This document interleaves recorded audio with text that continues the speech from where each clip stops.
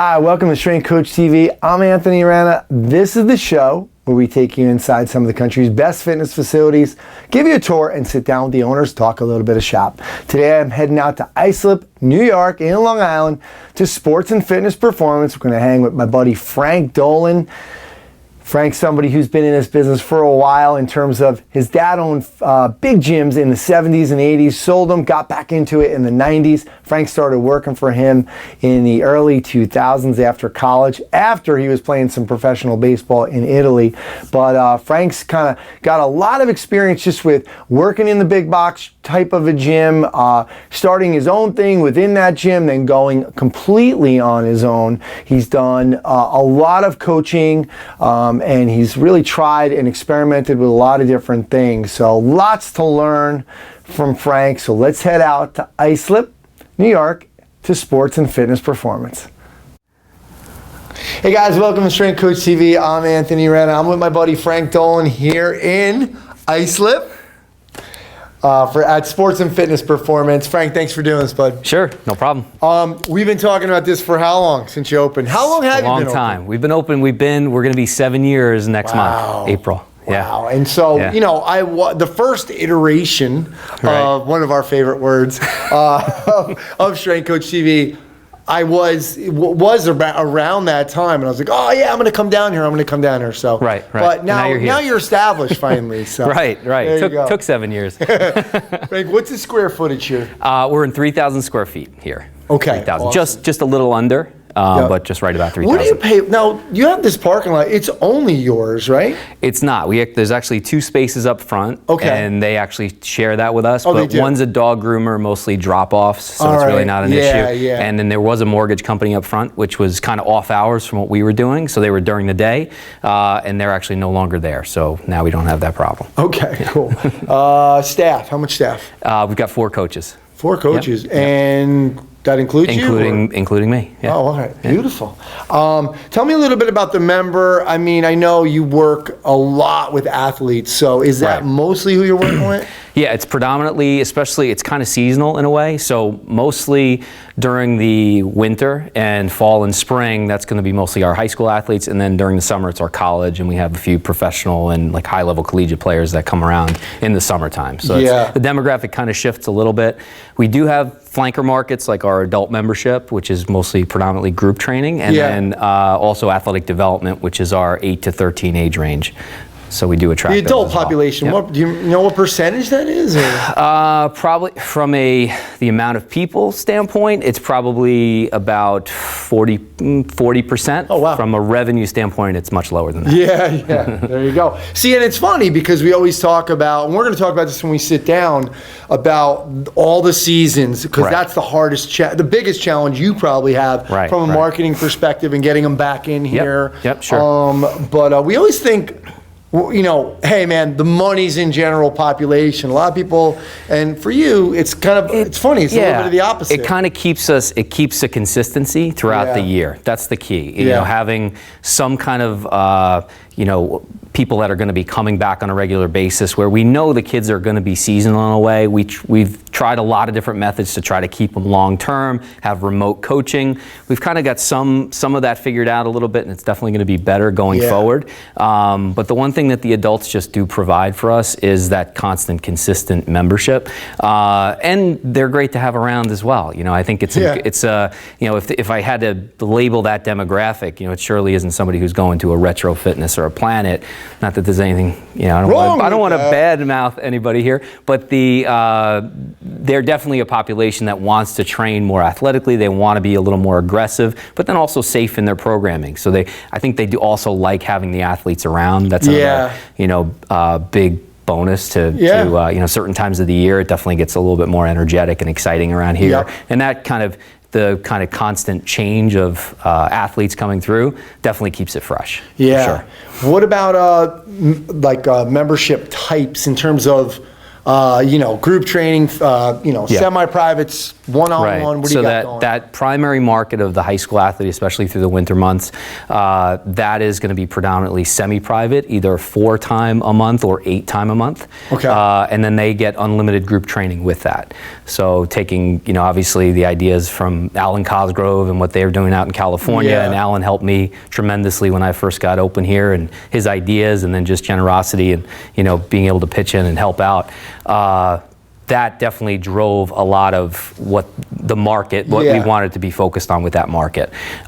They do need a little bit more customization. That's what separates us. That's what we call our differentiating factor, is the fact that people are going to get a custom program. We kind of, to the square footage point, we bounce around sometimes. This is 3,000 square feet, lower ceilings. We could probably find something not in a downtown, which we'll get to, in an industrial park where, you've got a lot more space, but now I always try to look at it from the perspective of the athlete or the client. Now I'm one person in a group of 15 or 20 working with one high-level coach. Yeah. Where now we're looking more, our groups go up to 10, and a lot of times we're looking at like 4 to 6 people in a group. So the ratio is really good.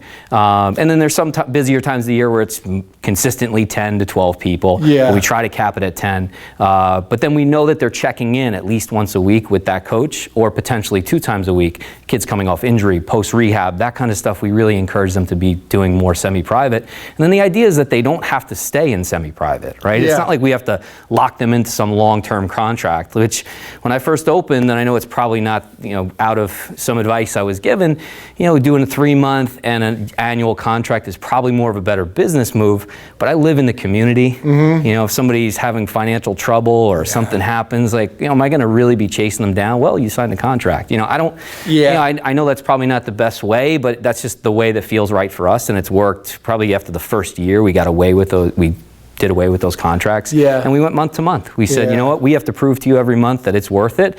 And by the way, we don't want to keep you at that high level pricing all the time. We can drop you down to a group membership, or maybe 2 times a month if you're in season, or 2 times a week if you're in season, type thing. So we can pretty much, we want to have 3 consistent price points that people will generally know. There's group, there's custom, and then there's that pro session during the summer. But at the same time, we are pretty flexible about setting up the membership however they want. I think, and what works best for them. It's funny because people always talk about the 24-hour policy, right? Oh my God, I can't. I never enforced that once. I only say that now because I don't have a facility anymore, so nobody can call me on it. No, I say it to people all the time. I never enforce that because, if you're going to punish somebody if their kid's sick, they're getting punished twice. And, obviously if they do it like once a week, things happen. I think the biggest thing for us is getting people saying it up front in the meeting, and saying, hey, listen, we have this contract, this policy, not contract, but this policy that at 8 p.m. the night before, we want to know what the next day is going to be like. Things happen. Like I said, I'm not going to chase you down. I've yet to charge somebody that extra fee. But at the same time, I want them to know that they're holding a spot and that there's value to it. So I think setting the setup in the beginning and spending time with people up front is huge. That's one thing we've gotten away from is, signing people up quick and just getting numbers. We really don't even have the space for the numbers. So I'll spend 2 hours with somebody in the beginning when we first get started. Just, hey, we got to make sure this is a good fit going forward, because the amount of time is spent in somebody that gets started and they're just not showing up, they're not really getting the philosophy and the methodology of what we're trying to do. If they don't see the value, they're not going to stay here very long. So I'd rather put that time in up front. And that goes to a lot of the changes I made early on where I was the only one coaching. It's hard to put that time in when you're signing people up, when you have 5-6 clients that night coming in. So that was a decision, and I still get on the floor and do some groups and semi-privates here and there, but I really kind of removed myself a little bit from the coaching because of that reason. I'd rather spend that time up front, and what I feel is really valuable is that setup and making sure they get what they need early on. Before I forget, because I'm old now, I want to talk a little bit about this location. We've been visiting a lot of spaces like Boyle, even Cressy in their office park. We were just over at a couple places in Long Island. I think each one was in kind of an industrial area. You're right downtown. Talk to us about that decision and a little bit about how that served you well and it hasn't served you. I don't know if it was an intentional, actually, the decision to be here. here. I mean, I definitely like the idea of being in a downtown. I actually was living in this town, renting a house. I actually signed the lease on the space, got engaged, and what was the third thing? There was something else. Oh, bought a house. Oh, okay, there you go. All in the same 30-day window. I knew there were 3 things. So it was kind of a chaotic, I'm going to jump, and it should have been there's a net down there, but it was really more, let's hope the net appears. Yeah.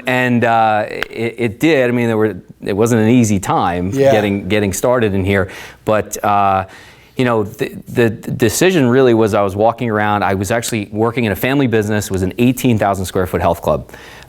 We had everything from personal training, physical therapy, to group exercise programs, senior fitness, the Silver Sneakers program, the Rock Wall, large cardio bay. We had bodybuilders training there. We had kids programs, a kids weight loss program or a fat loss program. Yeah. We had to be a 3-ring circus to be able to afford to be in an 18,000 square foot facility. So in some ways, I remember sitting down trying to write a marketing piece for the place, and it was like, who am I even writing to? Like, is it the parents, the kids? Like, I have no, I mean, we have definitely different age ranges, but I know the type of person that comes here.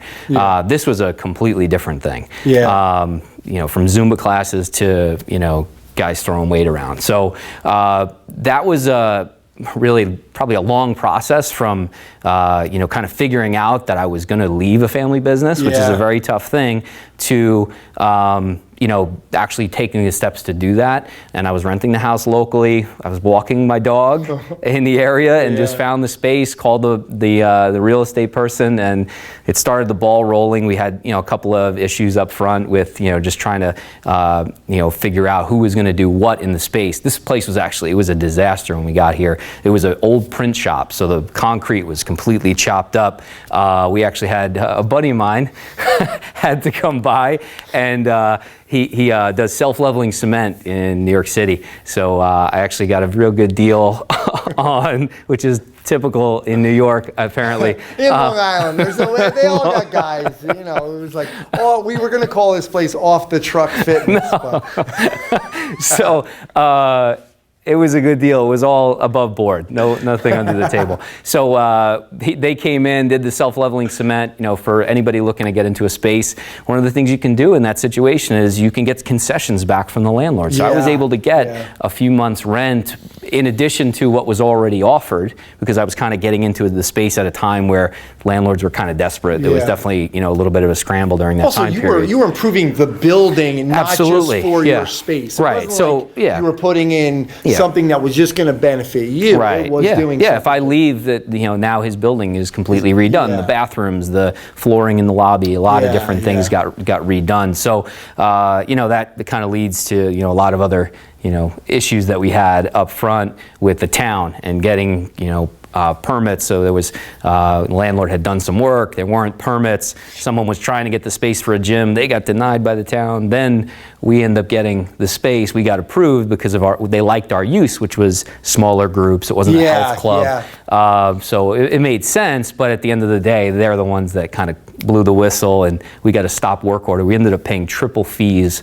on every single thing that we did with the town. So any permits, any type of any ways to ease the parking and different things like that. Everything was, if it was a $500 fee, that became $1,500. If it was $1,000, it was $3,000. Wow. So when you go into something and you think something's going to cost a certain amount, you never really know what the hidden costs are going to be. So I learned that lesson really quick up front. And as much as I was involved in the business day to day, and I'm sure some people are out there working for somebody else, or maybe it is in a family business, I did have a say over all the decision making in that club, but there's nothing different. Once it's your decisions and you're the only one on the line, it totally changes everything. So, you could do it a million times too. I opened up my previous life in the bar business. I opened up 4 or 5 bars for somebody, and every time I said, "Ooh, all right, now I know what I'm doing." And then the next bar came, and it was like, "Bam!" Then I was like, "Okay, now I know what I'm doing." Then it was another shot.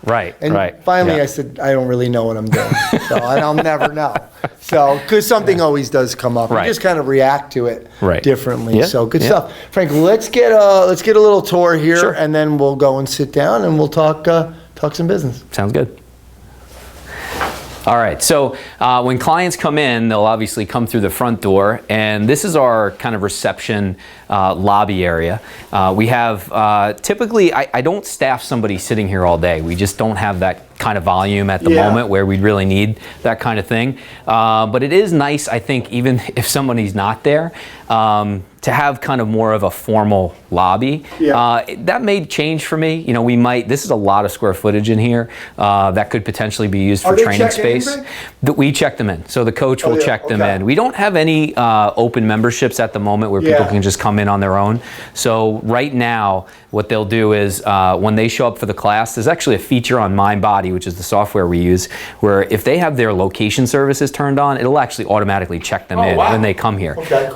Or when they get it, if they do it right before they walk in the door, I think too, it automatically checks them in, as well as if they're in a class or with a coach, the coach can check them in, and that's kind of just how we monitor attendance, which is very important. We want to make sure we're tracking, what classes are doing well, what session times are doing well, and really how we can be most efficient. So back there, we have a couple of coaches hanging out in the back. That's kind of our staff room, as well as a place where we do all of our meetings for precision nutrition, which we've added probably about a year ago now. Our coaches got certified, and they're doing really well with that program. Our people have gotten tremendous results. Anybody who's precision nutrition certified probably knows how well that program works. Just that whole switch from just educating and telling people what to do to more of a habit-based and behavior-based model. Just really tremendous. A lot of times sometimes it's about time management for people and how they're even going to get to the gym more. So I really see almost for us, it's like a shift in training and supervision, watching people with repetitions. Not to say that that's not important, especially early on, but what is the value of a trainer? Like what is it really? The expertise is in the program design. It's in the guidance. It's in the accountability, the motivation. So the more we can put time into that and be kind of charging for that sort of thing versus having them come in and just have open workouts. A lot of that stuff they could be doing on their own. We're starting to use Trainerize, the mobile app, which is working, so far working very well to make sure we're keeping them accountable on the stuff they're doing outside of here.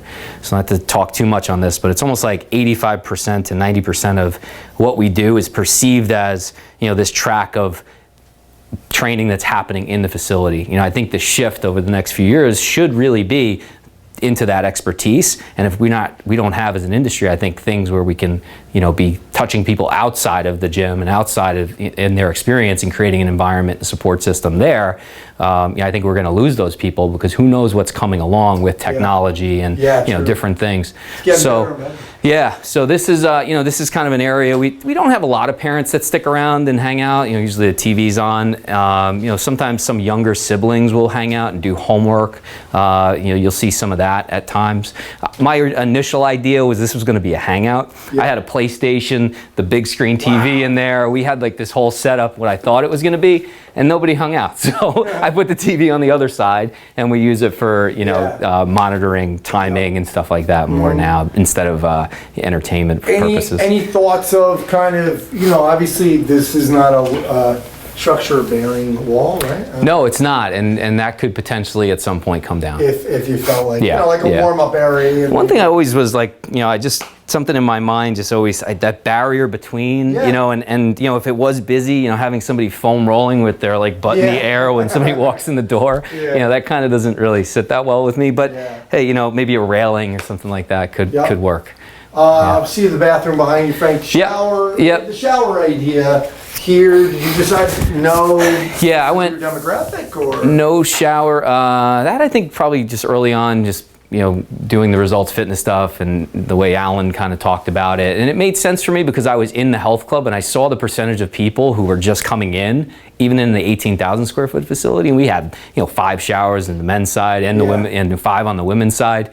They really did. They came dressed to work out and left in their stuff. So to waste square footage on that, there's a handful of people that I know would love a locker here and would love a shower because they could hit here and go to work, but it's such a small percentage. And like I said, most of the college athletes that would maybe, high school kids, in my experience, they probably avoid going to the showers at school, and in a situation like this, just today, just different kids. I think the college kids who would maybe use it, they have all the time in the world in the summer. They're here, they train, they're here for a few hours, and they don't need to rush anywhere. So I really haven't had an issue not having the shower.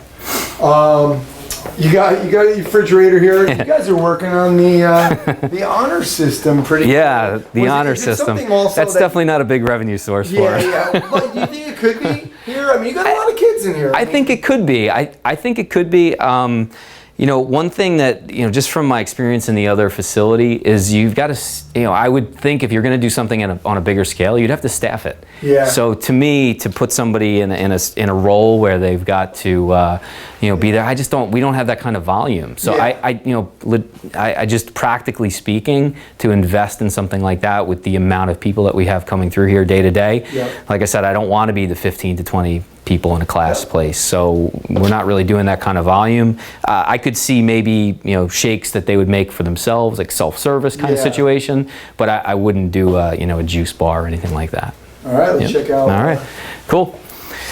So yeah, at the start of the session, it flows the way that the session flows. So like a lot of places these days, where you're going to come in and you're going to work on, for most of our people who are just getting started, their corrective exercises, the stuff that we find in the movement screen or the capacity screen, what we think that their biggest weak link is. Sometimes that's mobility, sometimes it's motor control, sometimes it's just general athleticism type things that they need to do to make sure they're ready to do the enhancement stuff. So it's almost like, just kind of building that pyramid of movement on the bottom, just like, the FMS system. I've been working pretty extensively with their system for a lot of years. So we definitely fall in line with a lot of those beliefs. And I'm a big fan, just from a business perspective, of following a system that somebody's doing. Like, I'm not going to be here doing research on, people's training programs. Like, I'd much rather focus my time on the result that the people are getting here, the outcome-based thinking. So if the systems that we're using are producing results, that's what we really want to see moving forward. And then focus on the relationship between the coach and the client. A big thing for us is, I did the E-Myth coaching program for about a year and a half. I stopped maybe about a year ago. And a cornerstone of that program is our core values and how important that is. Our training system is important and our methodology and all of that, but at the end of the day, the reason why any of the surveys we have and anything anybody fills out, it's never about training. It's always about the feeling that they are getting a custom experience, the feeling that they get from the coaches that we actually care about their results, that we follow up with them, that there's accountability, that they love the environment and the community that we're building. So, you think about the things that are going to keep people active. Gray will always say, like, P90X would have fixed that. Like, I don't know that we're, coming up with a new protocol is really the best use of our time in our situation. Are the clients, when I looked over here, there's no folder, the coaches are doing that? Yeah, so the coaches all have the programs. We actually use Google Drive for the programs. We use a combination of Google Drive, and then customer facing will be the Trainerize app. So anything on the app is what we want them doing at home, and then potentially some stuff that they're doing here. So as an example, if somebody comes in, probably for the last 8 months, I've been the only one doing intake. So I do the movement screens or capacity screen up front. I do all the health history questionnaires, the meetings. I like to get that out of the way in the beginning to make sure that they're getting a good experience first and foremost when they come in. And then the transitions of the coaches, they sign up for that appointment. The coach can go into the Google Drive, see the notes, see the program that's set up, and then also the Trainerize. So in the combination of those two things, they have an idea of where the program needs to go. We do have our card system, which we use for our corrective exercises and anything they're doing for warm-up. Any of the group training programs, those are every 3 weeks, they change. We used to try to get real specific, and I think this might save people a lot of time. We did a model where even our high school athletes, when they came for group session, they would do the group, they would do their custom correctives, then they would do the group warm-up and movement skills for that day. And then when we went on the other side, they would have their own program on their, on a card or on a clipboard. the logistics of that with 10 kids in one room, especially, you know, 9th and 10th graders, and understanding exercises, especially if you had like 4 or 5 of them that were starting their program for the first time that day, it was a nightmare.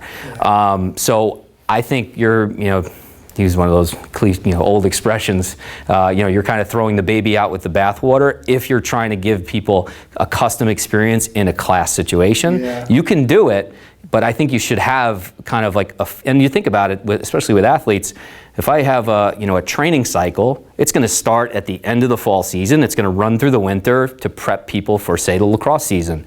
So we kind of do a 6-week foundational, it's 2 separate phases, 6 weeks of kind of an onboarding time where it'd be a good time for people to get started because it's foundational stuff.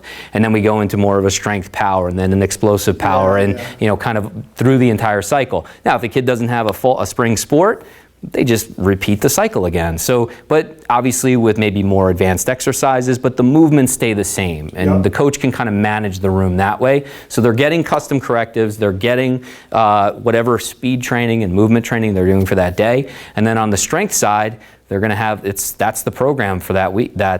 There are 2 separate high school athlete classes. There's a strength and power class and a speed training class. The speed training class has a little bit more of an endurance focus at the end, just kind of more work capacity, which we're finding a lot of the high school athletes just need. So this room is mostly going to be used for kind of some of that movement, all the movement stuff. So this is more of our movement room, so movement prep, movement skill, and the warm-up. And then when you come over to the other side, it's more power, strength, and conditioning. So we hit, you know, any of our hurdle stuff, plyometrics, our boxes, our med ball stuff against the wall. The Kaiser's strategically placed right here in case we want to do, you know, movements that are at speed. And then we have, you know, our power blocks, a traditional rack. You know, I constantly go back and forth, you know, especially through the winter. Some of the kids that are in here, they just need body weight competence. They need athleticism. They need just total body strength. You know, to think that we're going to be, you know, Olympic lifting with them right off the bat. You know, a lot of these kids don't have any training age at all. So it's important that we focus on the basics with them and really show them the outcomes. So even if it's something that they feel like maybe wasn't, you know, what they came for, if they thought they were going to be in this high intensity, you know, bigger, faster, stronger lifting program, which we go into a lot of high schools and we see the kind of result of that. You see kids that can do, you know, they've got a 3 on the push-up, they've got 1s on everything else because all they do is bench press. So, you know, they really can't move their body and they can't move with any sort of strength. That's really what we want this room to be focused on. So when people come in, they don't see a lot of racks, they don't see a lot of equipment, they see a lot of variety. We say, you know what, open space is going to be our, you know, main focus. We want to make sure people can be up on their feet, moving functionally and getting what they need for their sport, right? And we track it all. So everything is measured. And that's one thing in Trainerize, we're starting to switch over the Google Drive account where we were tracking things to Trainerize so they can actually see and graph their progress in whatever area we want to be measuring. Yeah, they do a good job, Trainerize, even with personal bests and the graphs. And, you know, it's pretty neat. You know, and I think one of the things in the beginning you can get a little bit crazy and think, oh, we can track all this stuff, but then you're going to spend more time sitting behind a computer. So you have to figure out what their objectives are and then what you see as weaknesses. And between those 2 things, you're designing a program and you give them one thing at a time to improve upon and be tracking that one thing that's probably the most important thing. Because it's really that one thing that's holding back most of the other stuff that they're doing. Very cool. So how many people in here at once? Right. What's your limit? So when it's a semi-private session, typically we'll have 3 people with 1 coach on that side. So semi-privates, groups of 3, all on a custom program. So they would be working on their weak link, their thing that they need during that time period. And it's very clear. They know exactly what that objective is during that session, and so does the coach. Then we could have, basically right now, we probably could fit 3 trainers with 2 groups, with groups of 3, each group with groups of 3. But right now, I like to space it out, so there's only 6 athletes or 6 clients with 2 coaches. Right? And then when it comes to our group classes, it's 10. 10 people, 1 coach, everybody's doing the same thing. We're real big on making sure that the explanation portion of the group session is, you know, highly focused and make sure people are all engaged and watching. You know, we try to make that a little bit, you know, we kind of got away from, made it a little more of a kind of people are on their own and we're supervising. We've kind of gotten back to more of a class environment, probably because of some of the Nike stuff we were doing. You realize that you need to keep people engaged and make it fun and make it an experience, not just, just because the science is there and the programming is good. It doesn't mean they're going to be here. In the middle, right? Yep, absolutely. Yep, good balance. All right, well actually Frank, before we go and talk some business, these are some of the correctives up here. What will be on up on your boards here like that? Like that's the program, the group program? That's actually, no, the group program is on one sheet. Those are some extra, like kind of higher level movements for in between circuits based on the movement screen. The one on the right that you showed, that's some of our pro day athletes. So we've got about 4 football players training for pro days right now, and they track their stuff on the board. That's the only group we have right now, so that they're kind of living on that whiteboard. Okay, cool. All right, let's go sit down and talk some business. Sounds good. All right, awesome, Frank. Thanks for the tour. Let's talk some business.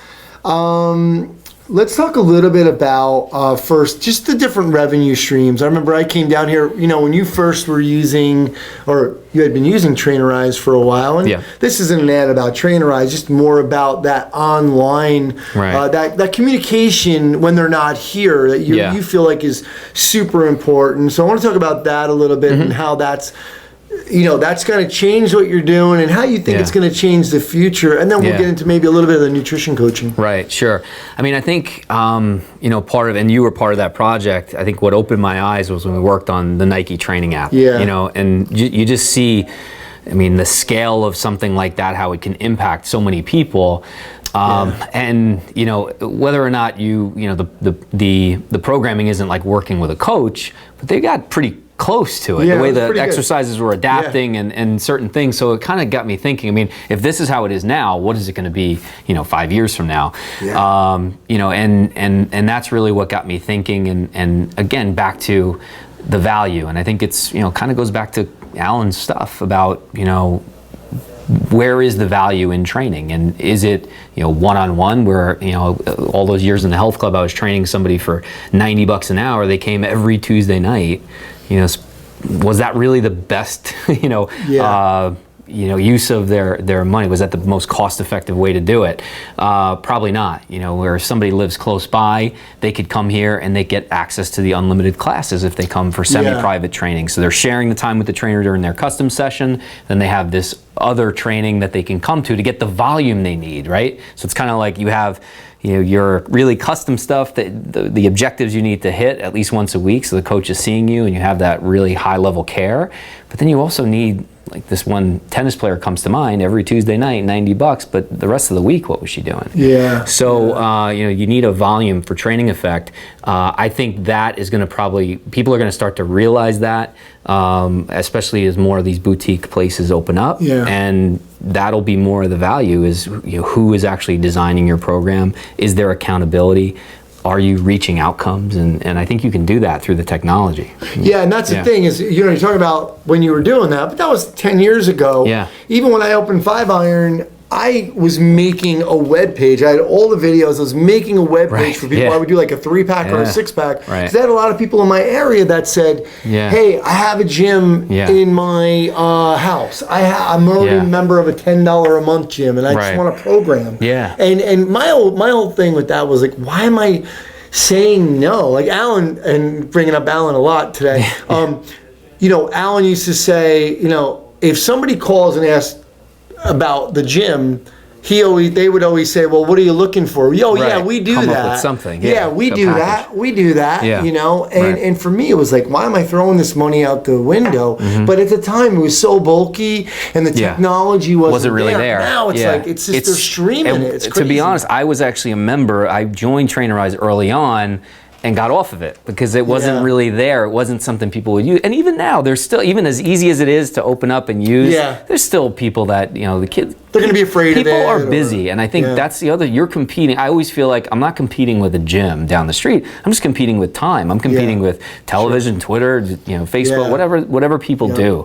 You're competing with that. So I think giving them the right startup with it is so important, because you can't, and that's one area where we probably need to spend more time. We spend time a lot on what the training is, getting them set up on the app, making sure they know how to use it and doing it correctly, because it really can be a powerful thing.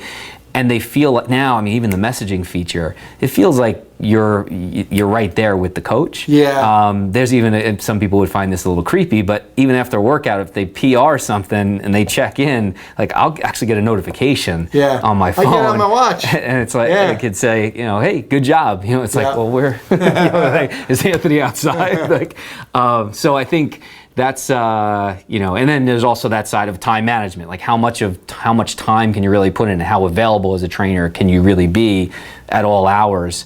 I think you've got to set times and be really organized with that. I don't know that you really want to be responding to every ping on your phone. But what's funny is I've noticed is, and I didn't think this was going to happen, is they've now, although I sold the gym, I turned around and rent from, the guy that I sold it to, Ed Miller. So I'm there every Wednesday, and they train a bunch of people in like 2 or 3 hours. And they just have their phones now. Only the main reason why I started doing that was I wanted them to learn while I was there, so I was trying to help them. But what I've noticed is they're getting through the workouts much quicker now. And because they're doing it on their own on the Mondays and Fridays, and they're getting, instead of being there an hour, I've noticed that they've cut down the time, and they're doing the same programs, but for whatever reason, it's like, I don't know, maybe they're just... And what, at the end of the day, they're not paying for 60 minutes, they're paying for the result that they get from the workout. Exactly. So, I'm sure they miss talking to you, and they do on Monday and Fridays. Some hoops in the back. I think I miss them more. Frank, let's talk a little bit about another thing, is the nutrition coaching. Again, we don't want to make this an ad for PN Nutrition, but they do such an amazing job anyway. But how has that kind of changed? You said it's really changed a lot of I think a lot of it is driven kind of this whole thought process, even with Trainerize. It's like, what is really going to get people results? And it's not, we want to make sure our methodology and our training is sound, but at the same time, if people aren't in the gym, I don't care how good your methodology is. It's not going to affect anybody. So that meeting up front, having people meet with a coach, start once a week, then every other week, and really approach it like, hey, this isn't going to be an everyday thing, because it is expensive. Once you go back, now it's like going back to the private model in some ways. But again, if I have an overhead of $60 to $70 an hour in the gym, if I have somebody meeting here, I don't have that same overhead. So the coach can make more money. The client can get a better service at a lower price point per that hour.